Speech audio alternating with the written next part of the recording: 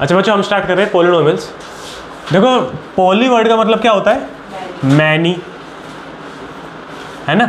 और नोमियल वर्ड का मतलब क्या होता है? नंबर्स। नोमियल वर्ड का नंबर मतलब क्या होता है? नंबर्स। अच्छा देखो अगर बहुत सारे नंबर्स मिक्स हो जाए, है ना, तो जो इक्वेशन बनती है उसे क्या बोलते हैं हम लोग?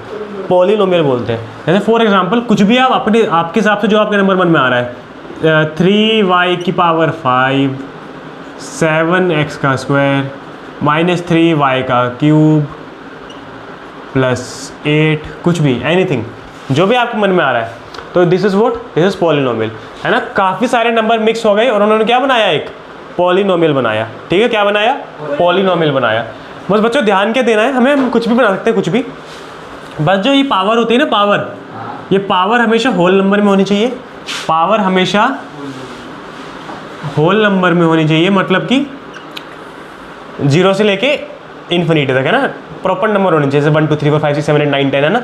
ऐसे 1.2 3.2 ऐसा नहीं होनी चाहिए, ठीक है। और पॉजिटिव की होनी चाहिए, कभी भी पावर नेगेटिव की नहीं हो सकती, ठीक है। उसके अलावा आपके जो मन में आ रहा है आप बनाओ, ठीक है, वो आपका क्या रहेगा? पॉलिनोमियल रहेगा। तो पावर का हमेशा होल नंबर में रहेगी और हमेशा कैसी रहेगी? पॉजिटिव रहेगी, कभी नेगेटिव नहीं हो सकती, ठीक है। तो वो कुछ भी आप बना रहे हो तो वो क्या है? पॉलिनोमियल है। अच्छा वेरिएबल क्या होता है बच्चों? देखो जिसकी वैल्यू वेरी कर सकती है, मान लो जो अल्फ़ाबेट है, ये जो अल्फ़ाबेट है ना, जिसकी वैल्यू क्या कर सकती है? वेरी कर सकती है, तो दीज आर कॉल्ड वेरिएबल्स। कि इनको हम क्या बोलते हैं? वेरिएबल्स बोलते हैं। जैसे मान लो y है, y की वैल्यू को मैं 5 भी पुट कर सकता हूँ, y की वैल्यू को 0 पुट कर सकता हूँ, y की वैल्यू 1 पुट कर सकता हूँ, है ना। y की जगह कुछ पुट कर लो, तो y की वैल्यू बार बार वेरी हो रही है ना, तो दिस इज वेरिएबल। ऐसे x भी वेरिएबल है, y भी वेरिएबल, दोबारा वेरिएबल है ना, तो ये सब क्या है? वेरिएबल्स हैं।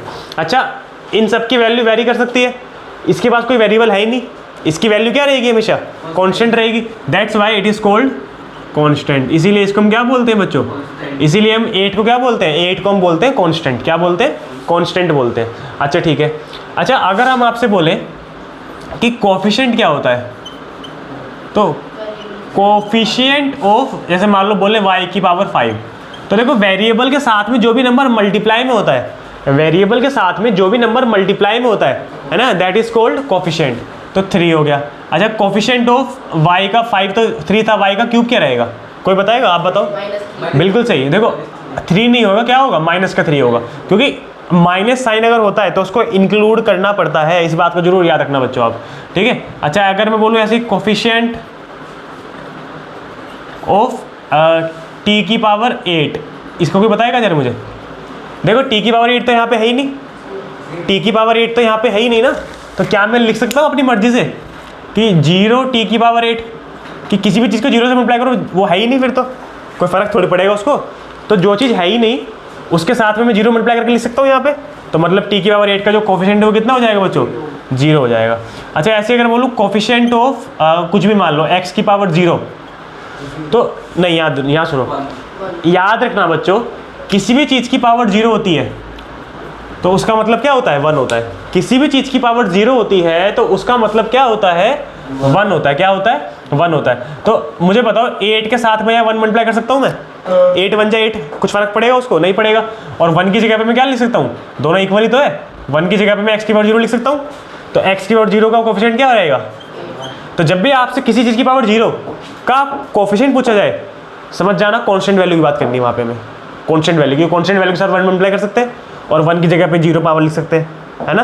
तो जब भी आपसे कोफिशिएंट ऑफ सम पावर 0 पूछा जाएगा तो आपको क्या लिख देना है? वहाँ पे सीधा कांस्टेंट लिख देना। क्या लिख देना है? कांस्टेंट लिख देना है। अच्छा ठीक है, ये सब होता था बच्चों। एक कंसेप्ट और था हमारे पास, डिग्री। ये सब तो 9th का कंसेप्ट है, अभी हम 10th वाले पाएंगे। क्या होता है डिग्री? डिग्री क्या होती थी बच्चों? Maximum power of polynomial. कि पॉलिनोमियल पे मैक्सिमम पावर कितनी है? जैसे कि मान लो यहाँ पे मैक्सिमम पावर कितनी है? 5 है ना, ये तो अलग से लगाते हैं, 0 है वो तो कुछ है ही नहीं। मैक्सिमम पावर कितनी? 5 है। तो देखो सिर्फ वेरिएबल की नहीं, डिग्री किसकी होती है? पूरे पॉलिनोमियल की होती है। डिग्री किसकी होती है? पूरे के पूरे पॉलिनोमियल की होती है। तो x⁻5 है, x⁻5 है, तो यहाँ 2 है या 3 है, तो सबसे बड़ी डिग्री 5 है, सबसे बड़ी पावर 5 है। तो डिग्री जो हो जाएगी इसकी कितनी हो जाएगी? जो डिग्री हो जाएगी इसकी कितनी हो जाएगी? 5 हो जाएगी। कितनी हो जाएगी? 5 हो जाएगी। तो इसकी जो डिग्री है, जो डिग्री हो जाएगी इस पॉलिनोमियल की, वो कितनी हो जाएगी बच्चों? 5 हो जाएगी। कितनी हो जाएगी डिग्री? 5 हो जाएगी। अच्छा डिग्री के हिसाब से बच्चों 3 टाइप के पॉलिनोमियल होते हैं। डिग्री के हिसाब से कितने टाइप के पॉलिनोमियल होते हैं? 3 टाइप के होते हैं।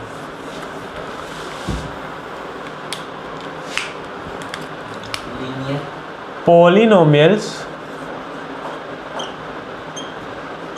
डिग्री के हिसाब से 3 टाइप के होते हैं, लीनियर पॉलिनोमियल, क्वाड्रेटिक पॉलिनोमियल और क्यूबिक पॉलिनोमियल। ठीक है बच्चों। अच्छा देखो क्यूबिक तो हमारा कट गया है, लीनियर के लिए हम पे एक डिफरेंट चैप्टर है। इस चैप्टर के अंदर मेनली हमें क्या पढ़ना है? क्वाड्रेटिक ही पढ़ना है। पर तब भी एक बार देख लेते हैं, अगर डिग्री 1 होती है बच्चों, अगर डिग्री हमारी क्या होती है तो उस टाइम पे वो कौन सा पॉलिनोमियल है? लीनियर। अगर डिग्री हमारे पास कितनी होती है तो उस टाइम पे वो हमारा कौन सा पॉलिनोमियल है? क्वाड्रेटिक है। अच्छा अगर डिग्री हमारे पास कितनी होती है तो उस टाइम पे वो हमारा कौन सा पॉलिनोमियल है? क्यूबिक पॉलिनोमियल है। कौन सा पॉलिनोमियल है बच्चा? क्यूबिक पॉलिनोमियल है। अच्छा एग्जाम्पल देखें अगर हम इसका। अच्छा एग्जाम्पल से पहले एक चीज़ और देखते हैं। आपको पता है जीरो ऑफ द पॉलिनोमियल क्या होता है? 9th में पढ़ा था हमने। एक्स की ऐसी वैल्यू जिसको पुट करने पे आंसर क्या आ जाए? 0 आ जाए, तो उसको क्या बोलते हैं हम लोग? जीरो ऑफ द पॉलिनोमियल बोलते हैं। जैसे फॉर एग्जाम्पल, एक एग्जाम्पल के लिए बस जैसे x + 5 ये कोई पॉलिनोमियल है हमारा, इसकी डिग्री कितनी है? कुछ पावर कुछ नहीं है तो 1 है ना, कुछ नहीं है तो पावर 1 है, कुछ नहीं है तो पावर 1 है। तो मतलब ये कौन सा पॉलिनोमियल है? लीनियर पॉलिनोमियल है। मतलब अगर हमें जीरो ऑफ द पॉलिनोमियल निकालना है तो मतलब अगर देखो x को अगर मैं -5 पुट कर दूँ तो -5 प्लस का मेरा आंसर कितना आ गया? 0 आ गया। तो x की ऐसी वैल्यू जिसको पुट करने से आंसर 0 आता है, तो उस वैल्यू को क्या बोलते हैं बच्चों हम लोग? क्या बोलते हैं उस वैल्यू को? हम जीरो ऑफ द पॉलिनोमियल बोलते हैं। x की ऐसी वैल्यू जिसको पुट करने का आंसर क्या आ रहा है? 0 आ रहा है। x की वो वैल्यू क्या बोलते हैं हम लोग? जीरो ऑफ द पॉलिनोमियल बोलते हैं। तो बच्चों याद रखना, अगर लीनियर पॉलिनोमियल है डिग्री कितनी रहेगी? 1 रहेगी। तो only 1 zero of the polynomial possible है। मतलब x की सिर्फ ऐसी एक ही वैल्यू होगी जिसको पुट करने पर आंसर 0 आएगा। मुझे बताओ क्या यहाँ पे x की कोई और वैल्यू हो सकती है -5 के अलावा जिसको पुट करूँगा आंसर 0 आ जाए? -4 पुट करूँगा आंसर 0 आएगा, -3 पुट करूँगा आंसर 0 आएगा, 10, 7, 8, 9 कुछ भी पुट करूँगा आंसर 0 आएगा? नहीं ना, सिर्फ -5 पुट करने पर ही आंसर 0 आ सकता है ना। तो x की सिर्फ एक ही वैल्यू पॉसिबल होती है जिसको पुट करने पर आंसर क्या आएगा? 0 आएगा। कैसे आएगा बताओ? -4 -1 नहीं, x तो एक ही है ना, बस तो एक ही बार तो पुट करना है एक टाइम पे, है ना। तो x की सिर्फ एक वैल्यू ऐसी है जिसको पुट करने पर आंसर क्या आ रहा है? 0 आ रहा है। तो मतलब अगर डिग्री 1 होगी तो सिर्फ 1 zero of the polynomial possible है ना, ओनली 1 जीरो पॉलिनोमियल। अच्छा ऐसे ही बच्चों अगर डिग्री 2 है तो डिग्री कितनी है? 2 है ना। तो x की 2 वैल्यूज पॉसिबल होती है जिनको पुट करने पर आंसर क्या आता है? 0 आता है। तो मतलब 2 जीरो ऑफ द पॉलिनोमियल होती है हमारे पास। ठीक है, तो 2 जीरो पॉलिनोमियल और यहाँ पे कितनी होती है? 3 जीरो ऑफ द पॉलिनोमियल। मैं दोबारा रिमाइंड करा दूँ, जीरो पॉलिनोमियल क्या होता है? x की ऐसी वैल्यू जिसको पुट करने पर आंसर क्या आ रहा है? 0 आ रहा है। तो डिग्री 1 में सिर्फ एक ही ऐसी वैल्यू होती है x की जिसको पुट करने पर आंसर 0 आ सकता है। क्वाड्रेटिक इक्वेशंस में ऐसी x की 2 वैल्यूज होती हैं जिनको पुट करने पर आंसर क्या आ सकता है? 0 आ सकता है। और क्यूबिक पॉलिनोमियल में x की ऐसी 3 वैल्यूज होती हैं जिनको पुट करने पर आंसर क्या आ सकता है? 0 आ सकता है। अच्छा एक एग्जाम्पल और देख लेते हैं। लीनियर का कोई एग्जाम्पल बताओ। 5 + x 7x कुछ भी। अच्छा इसका एग्जाम्पल कोई 3x का स्क्वायर। हाँ नहीं, लीनियर का मतलब क्या होता है? डिग्री 1। बस उसके बाद आप सोच रहे हो बाइनोमियल मोनोमियल वो अलग होता है, नंबर ऑफ टर्म्स पे डिपेंड नहीं करता। नंबर ऑफ टर्म्स कितनी भी कर सकते हैं हम लोग, कोई दिक्कत नहीं है। नहीं लाइक टर्म्स होगा ना, तो 5 के पास x कहाँ है? नहीं लाइक टर्म्स में होता है तो प्लस हो जाता है वो, तो अभी प्लस नहीं होगा, सिंपल ऐसे कैसे रह जाएगा इक्वेशन फॉर्म में? तो अब 7x वो अलग इक्वेशन है। ठीक है, 3x का स्क्वायर + 5x + 7, तो मैक्सिमम पावर कितनी है? 2 है। तो डिग्री कितनी हो गई? 2 हो गई। ऐसे ही बोलें कि 5x का क्यूब 3x का स्क्वायर 7x + 9 कुछ भी, है ना। तो मैक्सिमम पावर कितनी है? 3 है ना। तो ये कौन सा पॉलिनोमियल हो गया? क्यूबिक पॉलिनोमियल हो गया। कौन सा पॉलिनोमियल हो गया? क्यूबिक पॉलिनोमियल हो गया। एक बार जरा लिखो जरा बच्चों इसको जरा। अच्छा बच्चों, हमें इस चैप्टर में क्या पढ़ना है? मेनली क्वाड्रेटिक इक्वेशन के बारे में पढ़ना है। ठीक है, मेनली क्या पढ़ना है हमें? क्वाड्रेटिक इक्वेशंस के बारे में ही पढ़ना है। क्या बताते हैं, मान लो हम पहले बात कर लेते हैं स्टैंडर्ड फॉर्म की। क्वाड्रेटिक इक्वेशन में स्टैंडर्ड फॉर्म क्या होती है? ax का स्क्वायर प्लस bx प्लस का c is equal to 0। Degree कितनी है? 2 है। तो हमारी कौन सी इक्वेशन हुई? क्वाड्रेटिक इक्वेशन हुई। ये क्या है? उसकी स्टैंडर्ड फॉर्म है। ये क्या है? Standard form of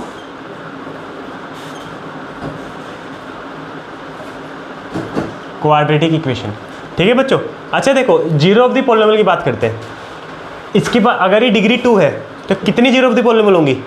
2 zero of the polynomial होंगी इसकी। कृष्णा यहाँ ध्यान दो। तो डिग्री 2 होती है तो जीरो ऑफ द पॉलिनोमियल कितने होते हैं? 2 होते हैं। जितनी डिग्री होती है उतनी ही क्या होती है हमारे पास? जीरो ऑफ द पॉलिनोमियल होते हैं। तो इसके पास भी x की ऐसी 2 वैल्यूज होंगी जिनको पुट करने के बाद 0 आएगा। तो एक वैल्यू को मान लेते हैं अल्फा और एक वैल्यू को क्या मान लेते हैं? बीटा। एक वैल्यू को क्या मान लेते हैं? अल्फा। और एक वैल्यू को क्या मान लेते हैं? बीटा। ये दोनों ऐसी वैल्यूज हैं, मान लेते हैं कि जिनको पुट करने के आंसर कितना आएगा? 0 आएगा, क्योंकि डिग्री 2 है तो 2 ही वैल्यू पॉसिबल है। ठीक है, तो बच्चों क्या इनमें रिलेशन क्या होता है वो हमें देखना है। तो relation between zeros of quadratic polynomial क्या होता है? देखो अल्फा और बीटा 2 जीरो होता है, एक जीरो होती है अल्फा, एक जीरो होती है बीटा।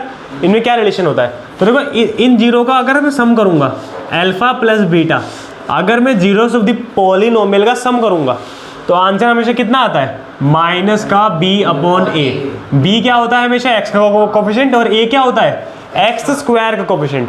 b क्या होता है? x का कोफिशिएंट, और a क्या होता है? x स्क्वायर का कोफिशिएंट। तो एक तो रिलेशन ये होता है। एक और रिलेशन क्या होता है? अल्फा इंटू बीटा किसके इक्वल होता है? c अपॉन a के इक्वल होता है, where c is the constant और a अगेन क्या होता है? x स्क्वायर का कोफिशिएंट। ठीक है बच्चों, एक बार जरा लिखो उसको जल्दी जल्दी। अब बात करते हैं बच्चों एग्जाम्पल 2 के बारे में। अच्छा देखो, जैसे एग्जाम्पल 2 है, इसको थोड़ा देखते हैं कैसे सोल्व करना है इसको हमें। क्योंकि इसने क्या बोला है? इक्वेशन है हमारे पास x का स्क्वायर प्लस 7x प्लस 10। ये हमारे पास एक इक्वेशन है इन x वेरिएबल। पॉलिनोमियल है, x का मतलब पॉलिनोमियल ऑफ x वेरिएबल है ना, x वेरिएबल है यहाँ पे। ये हमारी पूरी इक्वेशन है। हमें क्या निकालनी है? इसकी zeros of the polynomial find करने, मतलब x की वो वैल्यूज फाइंड करनी, इसको पुट करने के बाद 0 आएगा। तो zeros of the polynomial find करने, और साथ साथ में उनके बीच में रिलेशन भी प्रूफ करना है कि हाँ रिलेशन प्रूव हुआ। ठीक है, तो देखो बच्चों, जब भी 3 टर्म्स दे रखी होती हैं, जब भी 3 टर्म्स दे रखी होती हैं तो हम क्या करते हैं? वहाँ पे मिडल टर्म स्प्लिटिंग करते हैं। क्या करते हैं? Middle term splitting. बीच वाले टर्म्स को क्या कर देते हैं? स्प्लिट कर देते हैं। बीच वाले टर्म को क्या कर देते हैं? स्प्लिट कर देते हैं। क्या मेथड है उसको स्प्लिट करने का? देखो हमेशा जैसे कि वो क्या होता है? ax का square plus bx plus c is equal to 0। हमेशा c को किससे मल्टीप्लाई करते हैं? a से, मतलब कांस्टेंट वाली को हमेशा x स्क्वायर के कोफिशिएंट से क्या करेंगे? मल्टीप्लाई करेंगे। तो x स्क्वायर कोफिशिएंट कितना है? 1 है ना, तो 10 इंटू 1 कितना हो जाएगा? 10। तो करते हैं 2 5 जा और 5 1 जा। क्या करेंगे? जो नंबर आएगा मल्टीप्लाई करके उसका क्या करेंगे? उसका करेंगे प्राइम फैक्टराइजेशन। जो नंबर मल्टीप्लाई करके आएगा उसका क्या करेंगे हम लोग? प्राइम फैक्टराइजेशन करेंगे। तो ये आया। अच्छा, ये जो 2 नंबर बनेंगे इनको प्लस या माइनस करके, depending on the situation, plus या माइनस करके ये आना चाहिए बीच वाला, और मल्टीप्लाई करके क्या आना चाहिए? ये आना चाहिए। तो अब प्लस करके ऑब्वियसली कितना आ रहा है? 7 आ रहा है। तो कैसे लिख सकता हूँ उसको मैं? x का स्क्वायर, 7 को क्या लिख दूंगा? स्प्लिट कर दूंगा 2 नंबर में, 5x और 2x। हाँ जो मर्जी, कोई दिक्कत नहीं होती, उससे एक ही बात रहती है, आगे पीछे करने से कोई फर्क नहीं पड़ता। अच्छा अब देखो, इन दोनों में से क्या ले लूँगा? कुछ कुछ कॉमन ले लूँगा मैं, इक्वल टू 0 कर देंगे। इसको हटा दो। अच्छा, तो यहाँ से क्या कॉमन आ रहा है? देखो दोनों के पास, सुनो बच्चों, दोनों के पास क्या है? x है, x बाहर गया, x का स्क्वायर था, अंदर क्या बचा? x। 5x था, अंदर क्या बचा? 5, क्योंकि x तो बाहर जा चुका है। ये दोनों 2 के टेबल में आते हैं, तो मतलब 2 कॉमन हो जाएगा। तो 2 अगर बाहर गया तो अंदर क्या बचा? x। अच्छा 10 कहाँ पे आता है 2 के टेबल में? 5 पे। बच्चों हिंट है, दोनों ब्रैकेट सेम होते हैं हमेशा। दोनों ब्रैकेट हमेशा क्या होते हैं? सेम होते हैं। तो एक तो जो सेम ब्रैकेट है वो आ जाएगा अपने आप, और जो बाहर वाले नंबर है एक ब्रैकेट उसका बन जाएगा इक्वल टू 0। तो एक बार x प्लस 2 को इक्वल टू 0 कर देंगे, और एक बार x प्लस 5 को इक्वल टू 0 कर देंगे तो x की वैल्यू कितनी आ गई एक बार तो -2 आ गई और x की वैल्यू एक बार कितनी आ गई। तो ये दोनों ही क्या है, इस क्वाड्रेटिक इक्वेशन की जीरोज है। मतलब इन दोनों वैल्यू को पुट करने पर आंसर कितना आएगा, 0 आएगा। मतलब जब मैं -2 पुट करूंगा तब भी आंसर 0 आएगा, जब मैं -5 पुट करूंगा तब भी आंसर क्या आएगा, 0 आएगा, तब भी आंसर क्या आएगा, 0 आएगा। तो मतलब एक को मान लेता हूँ अल्फा, अल्फा मेरा -2 हो गया और एक को क्या मान लेता हूँ बीटा, बीटा मेरा -5 हो गया। अल्फा किसको मानना है, बीटा किसको मानना है, कोई फर्क नहीं पड़ता, किसी को भी अल्फा मान लो, किसी को बीटा मान लो। तो एक हमारा अल्फा हो गया और एक हमारा क्या हो गया, बीटा हो गया। अब हमें वेरीफाई करना किसको, रिलेशन को, रिलेशन को वेरीफाई करते हैं। तो यहाँ लिखेंगे वेरिफिकेशन, क्या लिखेंगे, कि जो रिलेशन है वो एस्टेब्लिश हो रही है कि नहीं हो रही है। तो first part alpha plus beta किसके इक्वल होना चाहिए, -b/a के इक्वल होना चाहिए। तो इसको कंपेयर करो जरा इससे, b की जगह पे क्या लिखा हुआ है, 7 लिखा हुआ है और a की जगह पे क्या लिखा हुआ है, कुछ नहीं लिखा हुआ, तो मतलब 1 होगा। तो अल्फा कितना आया था, -2, बीटा कितना आया था, -5, तो प्लस का प्लस और -5 ब्रैकेट में लिखेंगे हम लोग, इक्वल टू माइनस b कितना है, देखो b माइनस तो फॉर्मूले का है और b कितना है 7, a कितना है 1 है। अच्छा -2 प्लस माइनस माइनस हो जाएगा, अच्छा ये कितना हो जाएगा, -7 इज इक्वल टू क्या हो गया, -7। LHS इक्वल टू RHS हो गया। हमें सोल्व नहीं करना, हमें प्रूफ करना है ये वाला और ये वाला इक्वल है, तो ऐसे कटेगा कटेगा कुछ नहीं, ठीक है। तो -2 और -5 क्या हो गया, -7 और ये -7, तो मतलब ये तो वेरीफाई हो गया। सेकंड की बात करते हैं, अल्फा इंटू बीटा की।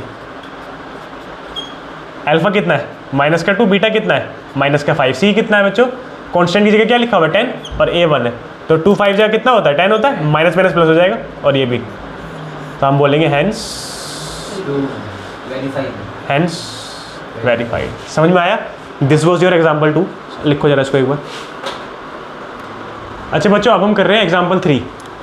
इसमें क्या बोला इसने, x का स्क्वायर -3 इज इक्वल टू क्या, 0। अच्छा मैंने बोला था मिडल स्प्लिटिंग कब करते हैं, जब बीच में मिडिल टर्म हो। यहाँ मिडिल टर्म ही नहीं है तो स्प्लिटिंग किसकी करेंगे, किसी चीज़ की स्प्लिटिंग नहीं है। तो यहाँ पे क्या करते हैं बच्चों, थोड़ा सिंपल हो जाता है, बहुत सिंपल, कुछ नहीं होता। क्या, x का स्क्वायर है इज इक्वल टू क्या कर दो, 3 कर दो, तो स्क्वायर इधर आकर रूट बन जाएगा ना, तो √3 हो जाएगा। और प्लस और माइनस, एक वैल्यू प्लस की आ जाती है और एक वैल्यू किसकी आ जाती है, माइनस की। तो मतलब अल्फा हमारा कितना हो जाता है यहाँ पे, -√3 और बीटा कितना हो जाता है, +√3, ठीक है। अब अगर हमें वेरिफिकेशन करनी है, अब अगर हमें क्या करनी है, वेरिफिकेशन करनी है, तो alpha plus beta is equal to क्या होना चाहिए, -b/a।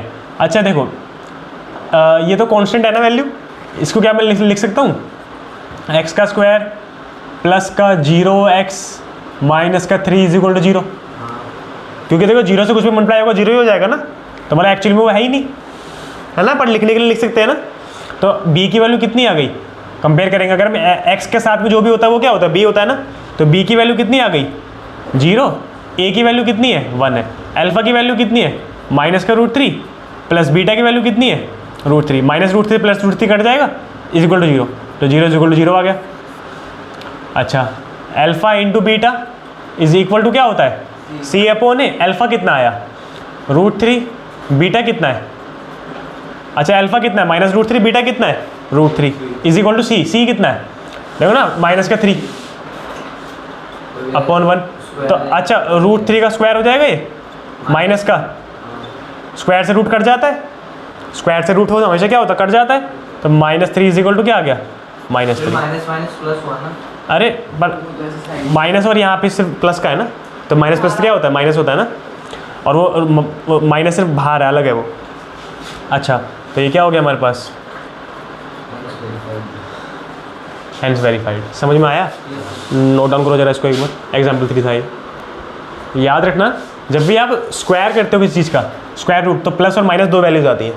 अच्छा स्कूल में आपको पता कैसे कराएंगे इसको, स्कूल में आपको अलग तरीके से कराएंगे, मैं आपको वो वाला मेथड भी सिखा देता हूँ। स्कूल में क्या कराएंगे बच्चों, x का स्क्वायर -3 इज इक्वल टू 0 है ना, x का स्क्वायर, रेड पेन से लिख रहा हूँ वो अलग मेथड है, ठीक है। तो आपको ये कर दोगे तब भी चलेगा, रेड पेन से जो कर रहा हूँ मतलब अलग मेथड है, मेथड चेंज, इन दोनों की वैल्यू निकालने का।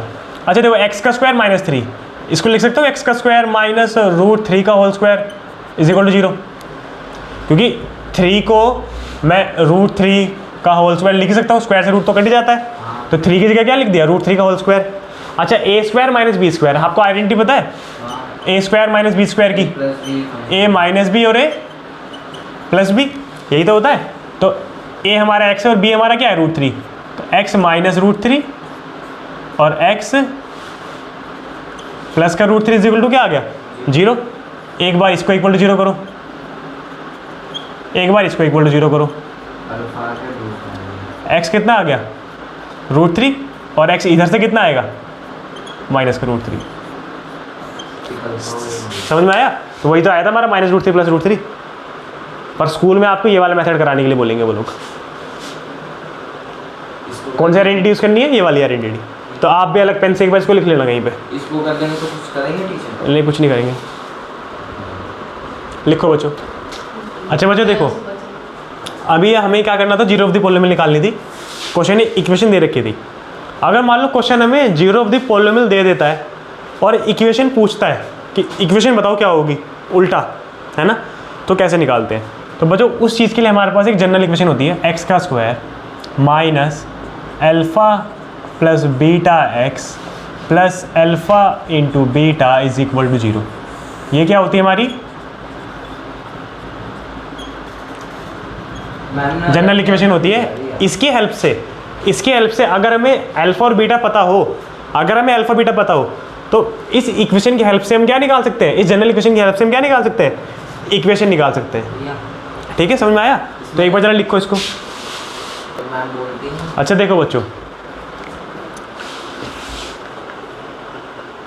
इसने क्या बोला, फाइंड द एग्जाम्पल 4 कर रहे हैं हम लोग, find the quadratic polynomial sum and product of the zeros are -3 and 2। इसने क्या बोला, सम ऑफ द जीरोज कितना है -3, सम ऑफ द जीरो कितना है -3, मतलब अल्फा प्लस बीटा को पुट करूंगा तो आंसर कितना आएगा -3। सम ऑफ द जीरो कितना है -3 और प्रोडक्ट ऑफ द जीरो कितना है 2। इसने दिया, क्वेश्चन ने दिया कि sum of the zero is -3 and product of the zero is 2। तो मतलब जीरोस को अगर सम करूंगा तो -3 आएगा और जीरो से अगर प्रोडक्ट करूंगा तो कितना आएगा 2 आएगा। कह रहा है फाइंड दी पोलिनोमियल। तो पोलिनोमियल फाइंड करने के लिए कौन सी इक्वेशन यूज़ करते हैं, जनरल इक्वेशन यूज़ करते हैं। तो एक्स का square minus alpha plus beta की जगह क्या लिख सकता हूँ -3। तो जहाँ पे अल्फा प्लस बीटा लिखा हुआ है वहाँ पे क्या लिख सकता हूँ बच्चों में माइनस का 3 और एक्स प्लस जहाँ पे अल्फा इंटू बीटा लिखा है वहाँ पे क्या लिख सकता हूँ मैं डायरेक्ट। तो एक्स का स्क्वायर माइनस माइनस क्या हो जाएगा बच्चों, गलती ये वाली कर देते कि यहाँ पे ना -3 नहीं पुट करते, 3 पुट कर देते। अल्फा प्लस बीटा की वैल्यू -3 है तो अल्फा प्लस बीटा की जगह क्या आएगा -3 आएगा और ये माइनस अलग है। समझ में आया? तो माइनस माइनस प्लस हो जाएगा। तो दिस इज योर इक्वेशन। समझ में आया? बिल्कुल बिल्कुल हो गया। इसमें वेरीफाई कुछ नहीं करना, लिखो एक बार, क्योंकि यहाँ पे इक्वेशन फाइंड करनी थी वो कर ली। अच्छा बच्चों देखो, अब हम एक्सरसाइज 2.2 पर आ गए। सारे क्वेश्चन सिमिलर है, सिमिलर वालों को छोड़ देंगे, हम लोग होमवर्क करेंगे। ठीक है, जो डाउट आएगा आगे से पूछ लेंगे। जो डिफरेंट क्वेश्चन है वो देख लेते हैं। जैसे कि ये एक क्वेश्चन है, कह रहा है कि find the zeros of the polynomial and verify. तो इक्वल टू 0 कर देंगे डायरेक्ट। अगेन वही वाली बात है, अगर मिडल टर्म है ही नहीं तो स्प्लिट कैसे करेंगे? तो कोई नहीं करना कुछ, डायरेक्ट क्या करो, डायरेक्ट कॉमन लेना स्टार्ट करो। डायरेक्ट क्या लेना स्टार्ट करो, कॉमन। क्या कॉमन है 4u कॉमन है, तो क्या यहाँ से u बचेगा और यहाँ से क्या बचेगा। तो एक बार तो 4u इज इक्वल टू 0 कर दो और एक बार u plus 2 is equal to 0 कर दो। तो u यहाँ से कितना आ जाएगा 0, 4 डिवाइड होगा 0 से 0 ही आएगा ना, और यहाँ से u कितना आ जाएगा माइनस का 2 आ जाएगा। समझ में आया? इस तरह से चलेगा। तो अल्फा हमारा कितना हो गया 0 और बीटा कितना हो गया माइनस का 2। वेरीफाई तो कर लोगे अब। Alpha plus beta is equal to minus का b अपॉन है, तो 0 प्लस माइनस का 2। अच्छा माइनस b कितना है, x का कोफिशिएंट होता है ना, मतलब जो अकेले वाला नंबर है, मतलब x हो गया u हो गया उसका कोफिशिएंट, तो ये 8 हो गया अपॉन में u का स्क्वायर का कोफिशिएंट जो रहेगा क्या रहेगा 4 रहेगा। अच्छा ये क्या प्लस माइनस माइनस का 2, यहाँ से कटेगा तो ये भी 2 आएगा, तो माइनस का 2 इज इक्वल टू माइनस का 2। सही आया हमारा मतलब। Alpha into beta is equal to क्या होता है c अपॉन ए होता है। अल्फा कितना है, अल्फा है 0, बीटा कितना है माइनस का 2, c कितना है, यहाँ कॉन्स्टेंट कुछ है कुछ नहीं है, तो कॉन्स्टेंट कितना है 0, तो 0/4। तो 0 से मल्टीप्लाई कुछ भी हो रहा 0 आएगा, 0 से कुछ डिवाइड हो रहा तब भी क्या आएगा 0 आएगा। समझ में आया? तो ये वाला पार्ट इस तरह से करना है। ठीक है, होमवर्क में करना, अभी मिटा रहा हूँ मैं। अच्छा आगे देखते हैं बच्चों, अगले क्वेश्चन की हिंट देखते हैं। जैसे कि एक क्वेश्चन है थर्ड वाला, वो कर लेते हैं, फर्स्ट का थर्ड पार्ट। इसने क्या बोला हुआ है 6x का स्क्वायर माइनस का 3 माइनस का 7x। अच्छा, हमने जनरली स्टैंडर्ड इक्वेशन क्या पढ़ रखी है, ax का square plus bx plus c is equal to 0। ये x वाला बीच में आता है ना, इसने x वाला कहाँ कर रखा है कार्तिक, साइड में कर रखा है। कहाँ करना पड़ेगा, बीच में करना पड़ेगा ना। तो पहले क्वेश्चन को थोड़ा सही करो, ठीक है, रीअरेंज करो। x वाला में से कहाँ रहता है, बीच में रहता है। अब ये सिमिलर है, वही सेम है। क्या इसको मल्टीप्लाई करते हैं, कितना आएगा 2 9 जा 3 3 जा और 3 1 जा। अब देखो 3 नंबर आ गए। इन 3 नंबर से हमें कुछ भी सोल्व करके कोई भी ऐसे 2 नंबर बनाने जिनको प्लस माइनस करके ये आ जाए और मल्टीप्लाई करके क्या आ जाए, ये आ जाए। तो एक बात बताओ बच्चों, कैसे करें इनको मल्टीप्लाई। पर हाँ, एक नंबर को एक ही बार यूज़ करना है, ठीक है, और हर नंबर को यूज़ करना है। तो 3 3 जा 9 हो गया और 2, तो 9 में से 2 गए, कितना बचेगा 7 और 9 2 जा कितना होता है 18 भी होता है। तो क्या हो जाएगा हमारा 6x का स्क्वायर माइनस का 9x प्लस का 2x माइनस का 3 इज इक्वल टू क्या 0। माइनस प्लस क्या होता है, माइनस होता है। तो 9 में से 2 गया 7 बचेगा। और साइन किसका आता है, बड़े वाले का आता है। इसलिए जब माइनस साइन है, जो यहाँ पे साइन आया है, वो साइन मैंने किसको दिया है, बड़े नंबर को दिया है, ठीक है।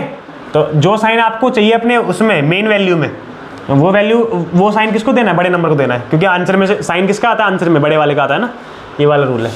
तो कॉमन लेते हैं, दोनों किसके टेबल में आते हैं, 3 के टेबल में, दोनों के पास x भी है। तो यहाँ क्या बचा है, 3 के टेबल में कहाँ पे आता है, 2 पे आता है। एक x बाहर गए थे, यहाँ एक ही x बचा। ये 3 बाहर गया था, अंदर क्या बचा 3 बचा। कुछ कॉमन है, नहीं है। जब कुछ कॉमन नहीं होता तो 1 कॉमन लेते हैं। यहाँ पे क्या बचा 2x minus 3 is equal to 0। तो एक तो नंबर हो गया हमारा 2x माइनस 3 और एक कितना हो गया 3x प्लस का 1 इज इक्वल टू 0। अब एक बार इसको 0 कर देना, एक बार इसको 0 कर देना और फिर बाद में 0 इसको क्या कर देना, वेरीफाई कर देना। तो इस तरह से आपको ये भी हो जाएगा। होमवर्क करना है ये वाला भी, ठीक है। अच्छा, अब बच्चों एक बार करते हैं सेकंड पार्ट का फर्स्ट वाला पार्ट देखते हैं। इसने क्या बोला हुआ है बच्चों, find quadratic polynomial with in numbers as sum and product of zeros are this.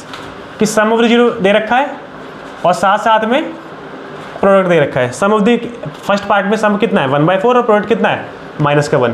Equation क्या बोलती थी, माइनस का x का square minus alpha plus beta x plus alpha into beta is equal to क्या 0। x का square छोड़ देंगे, alpha plus beta की जगह क्या लिखूंगा 1/4x और अल्फा इंटू बीटा की जगह क्या लिखूंगा माइनस का 1 इज इक्वल टू 0। 1/1 कर दूंगा मैं, एलसीएम लेना पड़ेगा ना यहाँ पे। अब तो पूरे में नीचे 4 एलसीएम ले लूंगा, डिवाइड करेंगे, आंसर से मल्टीप्लाई करेंगे। इसको इससे डिवाइड करूंगा तो 4 आएगा, ऊपर वाले से मल्टीप्लाई करूंगा 4x का स्क्वायर, डिवाइड करूंगा तो 1 आएगा, ऊपर वाले से मल्टीप्लाई करूंगा 1x माइनस प्लस क्या होता है माइनस होता है, डिवाइड करूंगा 4 आएगा, ऊपर वाले से मल्टीप्लाई करूंगा तो 4। अच्छा, ये पूरा 4 पूरे के डिवाइड में है ना, तो जब ये पूरे के डिवाइड में तो उधर जाएगा तो पूरे के मल्टीप्लाई में हो जाएगा और 0 से मल्टीप्लाई कुछ भी होगा तो आंसर क्या आएगा 0। तो 4x का स्क्वायर माइनस का 1x माइनस का 4 इज इक्वल टू क्या हो गया 0 हो गया। तो ये हमारी क्या आ गई, इक्वेशन आ गई। इसी तरीके से आपको सेकंड क्वेश्चन की बाकी पार्ट कर लेने हैं, ईजी होता है। समझ में आया? हाँ, तो यहाँ पे आपका चैप्टर खत्म होता है। अभी अगली वीडियो में हम लोग क्या डिस्कस करेंगे, आरडी के क्वेश्चन डिस्कस करेंगे, ठीक है। अभी हमारा ये एनसीईआरटी का था, जो भी डाउट आएगा क्लास में बात कर लेंगे हम लोग। और अगली वीडियो में हम लोग क्या बात करेंगे, आरडी के कुछ इंपॉर्टेंट एक्स्ट्रा क्वेश्चन के बारे में बात करेंगे, ठीक है। अभी के लिए इतना ही, सी यू।